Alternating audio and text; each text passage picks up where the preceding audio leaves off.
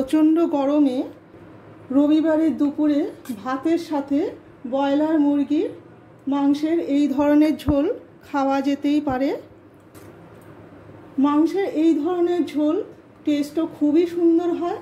তা আমি কি করে করি মাংসের এই ধরনের ঝোল সেটাই দেখে নেওয়া যাক।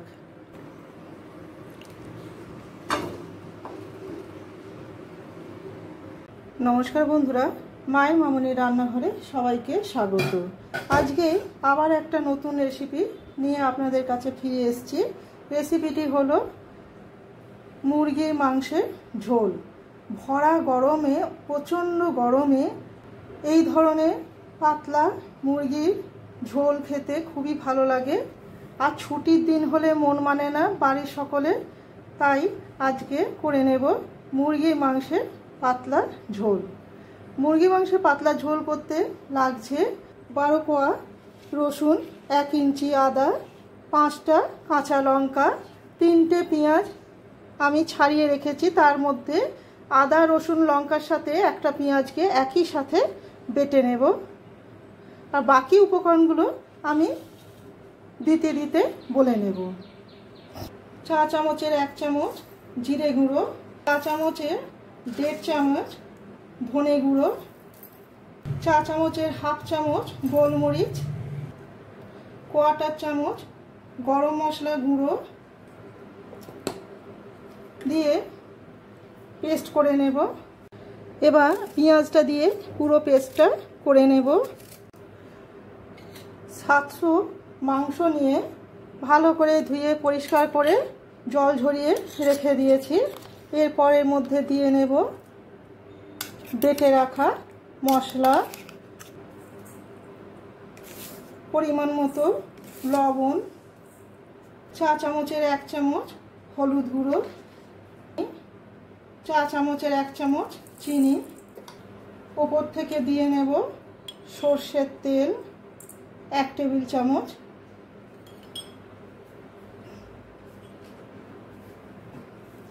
সর্ষের তেলটা দিয়ে ভালো করে মাংসের সাথে মিশিয়ে নেব। আর দিয়ে দিচ্ছি চা চামচের 1 চামচ কাশ্মীরি লাল লঙ্কার গুঁড়ো। আর একটা উপকরণ না দিলেই নয়, যেটা না দিলে মাংসটা কড়ায় অসম্পূর্ণ থেকে যাবে। নর্মাল টেম্পারেচারে রাখা টক দই, আমি 2 টেবিল চামচ টক দই দিয়ে দিলাম।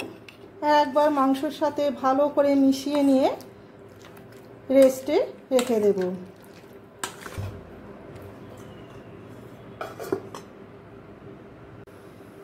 মাংসটা ম্যারিনেট করতে দিয়ে আমি আলু আর পেঁয়াজটাকে কুচিয়ে নিয়েছি আর একটা টমেটোকে কুচিয়ে নিয়েছি। আলুটা ভাজবার জন্য 1 টেবিল স্পুন সর্ষের তেল দিয়ে দিলাম।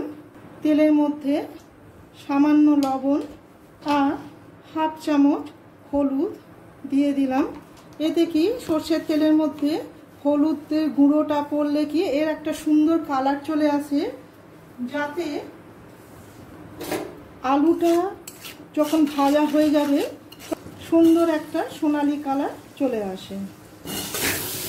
আলুটা লাল করে ভেজে তুলে নেব। আলুটা লাল করে ভাজা হয়ে গেছে, এবার অন্য পাত্রে তুলে নেব। গরমেতে এই ধরনের মাংসের ঝোল খেতে ভীষণই ভালো লাগে। আর রবিবার ছুটির দিনগুলোতে ভালো কিছু তো করে দিতেই হবে। ওই তেলের মধ্যেই আরও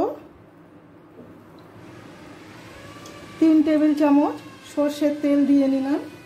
দিয়ে নেব 2টো তেজপাতা আর 1 পিস গরম মশলার গুঁড়ো। বড় 2টো পেঁয়াজ কুচিয়ে নেওয়া তেলের মধ্যে দিয়ে হালকা লাল হওয়া পর্যন্ত অপেক্ষা করব। পেঁয়াজটা হালকা লাল করে ভাজা হয়ে গেছে। এরপর পেঁয়াজের মধ্যে দিয়ে নেব একটা কুচিয়ে নেওয়া টমেটো। টমেটোটাও পেঁয়াজের সাথে 1 মিনিট ভেজে নেব। মাংসের ঝোলটা একটু গাঢ় করার জন্য আমি দিয়ে নেব 1 চা চামচ বেসন। বেসনটা ওই পেঁয়াজের সাথে হালকা ভেজে নেব। পেঁয়াজটা ভাজা হয়ে গেছে। এরপর এর মধ্যে দিয়ে নেব ম্যারিনেট করা মাংসটা।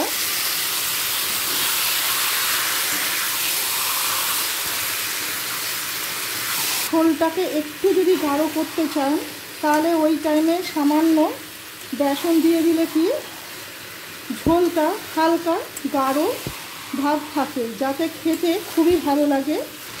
বাটি ধোয়া জলটা দিয়ে দিলাম। গ্যাসের ফ্লেমটাকে মিডিয়াম টু হাইতেই রেখে দিয়েছি। পেঁয়াজের সাথে মাংসটা ভালো করে কষানো হয়ে গেছে। এরপর ঢাকা দিয়ে লো ফ্লেমে যতক্ষণ না সুসিদ্ধ হচ্ছে ততক্ষণ লো ফ্লেমে সেদ্ধ করে নেব। মাংসটা কিছুটা ফুটে যাওয়ার পর এর মধ্যে দিয়ে নেব ভেজে রাখা আলুগুলো।